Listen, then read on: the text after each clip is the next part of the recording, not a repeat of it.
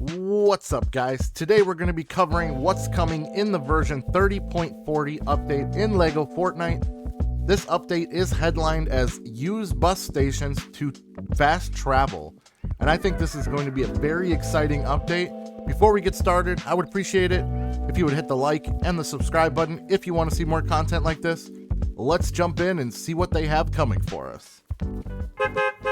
After months of waiting, we are finally getting a highly anticipated downtime update. Although many have been anticipating the return of Klombo in Lego form, it seems that we may have to wait just a little bit longer for that to come.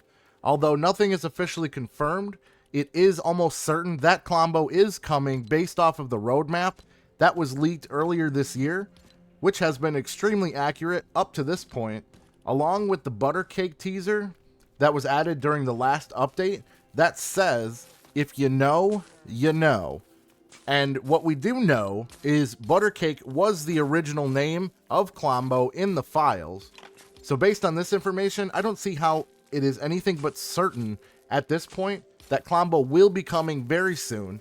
Other than that, it looks like this update is really going to deliver when it comes to new content and quality of life upgrades. It starts off by saying, what if you could travel from Dry Valley to the Frostlands in a flash? Impossible? Not anymore. In Lego Fortnite version 30.40, take a flying bus to fast travel in your world. Maybe it's a getaway from tough enemies you need. This update also lets you change the settings of a world you already created. Already, this seems like a very good start to the update. The fast travel concept will open up so many possibilities to create villages and whole new areas of your map that you never would have even considered before. Along with making looting in faraway areas a breeze, this will eliminate the need for long distance loot trips that otherwise would take hours out of your gameplay. I know many players in the community have also been really wanting the option to change settings in your worlds, and it looks like that day is finally here.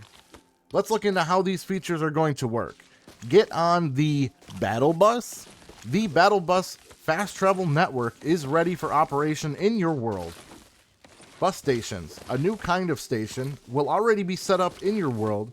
You can build your own by destroying a bus station for rift shards, an ingredient for this station. At a bus station, a familiar looking bus called a Battle Bus will pick you up and take you to a bus station of your choice. Get from a village to your favorite mining spot in seconds. So it looks like there will already be many bus stations that will be added that will automatically span your world, similar to, say, the enemy villages and other landmarks that are currently in the game. Along with this, you can also destroy an existing station to acquire a new material type, which is a rift shard, which is a necessary ingredient in the recipe to build your own bus station. With this option, it seems you will be able to place down bus stations anywhere on the map. It's unclear what the exact recipe will be for this, but I assume that all of the other materials are already a part of the game. One thing about this system, as it seems from the notes, is that you are only able to craft a bus station if you acquire the materials from another station. I would assume the rift shards are not a craftable item, nor will they be attainable from any harvesting or material collecting. It'll be interesting to see how common these stations are and how many total there will be on the map, as this will really be the limiting factor involved in the fast travel system. Next, let's talk about the highly anticipated changing of world settings. Enemies on, off, change world settings in your current worlds. You no longer have to make a new world if you want to change your settings. Every setting except your mode, which is Cozy, Survival, Sandbox, and Expert, and the player elimination can be changed. Just a few heads up, this doesn't apply to the locked settings in Expert mode. If you turn off enemies, including Stormwild enemies, the existing ones will remain until you defeat them or leave the area. If you turn off friendly creatures or villagers, the existing ones will remain until you leave the area. Like to eat for fun instead of survival? Turn off hunger. Want to shake things up with stronger foes? Turn on Stormwild enemies. play your way in the worlds you've already made. Now, one notable thing that stands out to me in this is it seems that the world settings will be accessible within your world and not just the main menu. Based on the last two notes we saw there, if you change your settings only in the menu, then the enemies or friendly creatures and villagers would not already be loaded in, making leaving the area not necessary. So be careful. Quickly changing your settings will not get you out of trouble if you're already in the middle of a sticky situation. And also, it seems that Stormwild enemies will be accessible in all worlds now, not just the expert worlds, which has been highly requested within the community. I'm not sure if Stormcore will have a use in regular worlds yet, but at least we can opt in for a greater challenge without the risk of the perma elimination. Now let's talk about some exciting updates coming for the toys. Have a balloon with new toys. Stamina, hunger, all that really matters is that you're having fun. And nothing's more fun than new toys. Version 30.40 adds a few new ones. The pressure plate, which is a button you can stand on to turn on channels. The button needs to stay down to work. The trigger plate, another button you can stand on to turn on channels. Unlike a pressure plate, the button doesn't have to stay down. Remember that thrusters will eventually turn off on their own. Unlock the recipe for a trigger plate by adding blast power to your inventory. Activated balloon small. A small balloon that comes uninflated. Inflate it using channel control. Perhaps a pressure or a trigger plate will work. Unlock the recipe for an activated balloon small by crafting a loom. Activated balloon large. The same thing as an activated balloon small, but bigger. Unlock the recipe for an activated balloon large by crafting a loom again. So these balloons seem to be the ones that were accidentally added to one of the previous updates, which were still in testing. It seems like it'll work very similar to the channel system, but it will come with more control of how they operate. The plates will definitely be a great feature to expand on the channel system and unlocks a great amount of potential that the 3-channel system had previously limited. Next on the list is, after months of waiting, we are finally getting a new Lego set, the Pirate Lifestyle Bundle. Ready to set sail in the skies with activated balloons? That may mean you're a matey meant to be. If you want to live it up like a pirate, the Pirate Lifestyle Bundle will be in the shop on August 6th. This bundle is 1,000 V-Bucks and includes the Captain's Battlement, the Captain's Cabin, and the Seaport Style. I really like the look of this set. I'm excited to see what all the decor items will be. And this seems pretty unique in style compared to the previous sets we currently have. I have a feeling we're going to see another spike in pirate ships and other pirate-themed buildings coming very soon. Looks like this style would also do very well with a haunted theme. So this could heighten the experience for any kits we see coming closer to the Halloween season. Moving on to the final section of the actual updates is the improvements and adjustments. We have new vehicle builds. Zoom across your world in the kart racer, or carve your own trail in the off-road flyer. 2 new vehicle builds will be added in the version 30.40. This is another thing that has been asked for by the community for a long while. I'm super excited to see what these look like and how they work.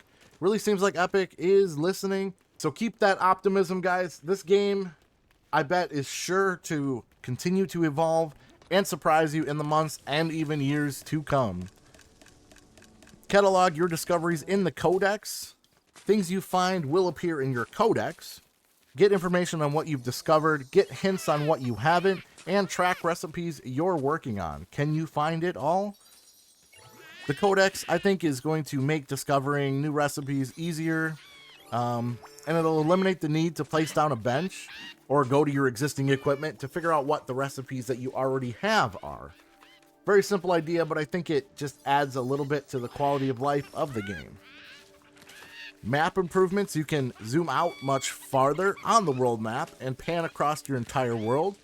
When using a controller, you'll have a virtual cursor to control the map with, and you can ping the map, which will drop a marker in the world to help you with your travels. This is going to be such a great improvement. So many times on my journeys, I wished I could actually see where I was going on the map and not just make a best guess, and have the ability to finally ping on the map like we can in like a battle royale game. I think these are things that we all really wanted to see, and I'm glad they are finally coming. Now we got UI updates. Always wanted to carry more stuff. Version 30.40 increases your inventory to 32 slots.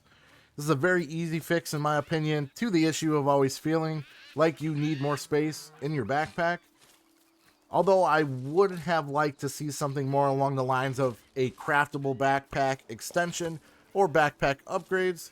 It would have made an opportunity to add another item into the game and would have given you something to work towards later in the game. But overall, I don't see this as a bad upgrade. Then we got filter items in the build menu by theme or set to quickly find what you're looking for. Yes, so the more builds that we've gotten, the more we really wished as a community to be able to filter through the builds menu to find what we're looking for a lot easier. I think this is another great quality of life improvement. And finally, name your worlds and villages whatever you like. And they note, please follow the Epic Games community rules when creating your own names. I think this is one that has been requested probably from day one. And finally, we're going to be able to rename our worlds. This is going to make it so much easier for me and many others to know what world we're actually going into, instead of trying to remember what day we created it or trying to remember what picture you chose. As far as the improvements and adjustments, I think this is one of the best that we have seen in a long time. And overall, in this update, Epic has really shown us, yet again, that they are listening. There's so many things that are part of this update that are on many of the community's lists, including mine, of the things that we wanted to see. Overall, a huge W on this one. And if we see the Klombo update come shortly around the corner here, I don't know how anyone could deny that this game is still alive, and there is so much more to look forward to. And for anyone who wanted to see, real quick, I'm going to show you the 5 new Lego styles that are coming with the update as well. And I'm going to pop those on the screen for you. Well, I think that pretty much covers everything in the update notes. I'm super excited to jump into the game as soon as downtime is over and check out all these new things. I will be going live at some point over the next day or so on my YouTube channel here to talk about everything that has changed. I hope to catch you all in the future. Until next time, stay awesome and happy building. Peace.